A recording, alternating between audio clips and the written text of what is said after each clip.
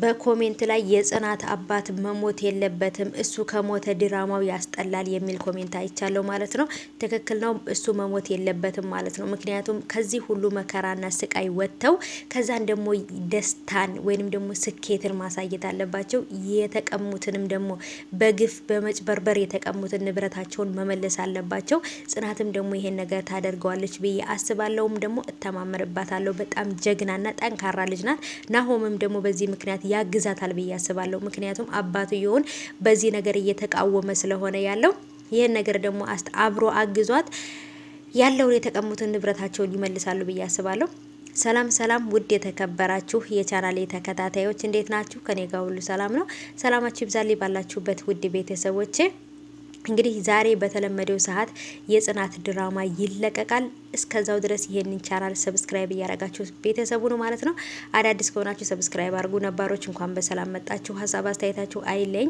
በተለይ በጽናትና በአባቷ ብዙዎቻችሁ ልባችሁ በጣም ነው የደማው፣ በጣም ነው የተሰበራችሁት። ምክንያቱም ይሄ ነገር መሆን የለበትም እያሉ በኮሜንት በተለይ በቃ በጣም የተናደዱ ልጆች አሉ ማለት ነው። በተለይ ትዝታ በመሞቷ በጣም ደስ ብሎኛል። እናንተም ደግሞ በኮሜንታችሁ እያነበብኩ ነበረ፣ በጣም ደስ ብሏቸዋል። ምክንያቱም የስራዋን ነው ያገኘችው። ግን ደግሞ የጽናት እናት ባትሞት በጣም አሪፍ ነበረ እያላችሁ ነው። የኔም ሀሳብ ይሄ ነበረ። ምክንያቱም ከባለቤቷ ከልጇ አባት ጋራ ከአቶ ግርማም ጋር ተገናኝታ ከልጇም ጋር ተገናኝታ ካለችበትም ነገር ወጥታ በነጻነት መኖር ነበረባት። ግን ደግሞ ያው እንግዲህ የጽናት እናት በመሞቷ በእርግጥ በጣም አስጠልቶኛል ድራማው ማለት ነው። ምክንያቱም በህይወት እናቷ ካለች እሱም ሳያቅ አቶ ግርማም ሳያቅ ጽናትም ሳታቅ ነገሮችን አስተካክላ ከልጇና ከባለቤቷ ጋር መገናኘት ነበረባት ብዬ አስባለሁ። ግን እንግዲህ ያው የድራማው ዋናው እንትን ስለሆነ ለዛ ይሆናል እንግዲህ እንዴት ሞት የተደረገው ማለት ነው።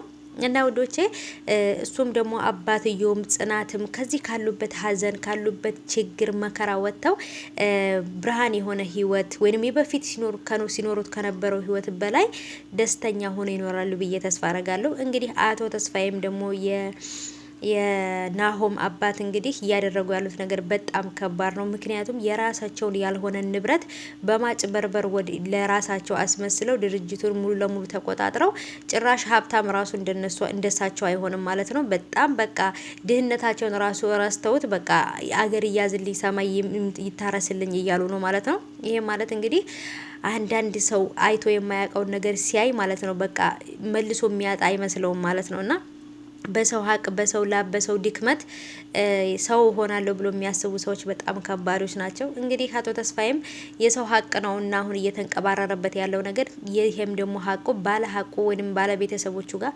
መሬቱም ወይንም ደግሞ ሁሉም ነገር ይመለሳል ብዬ አስባለሁ።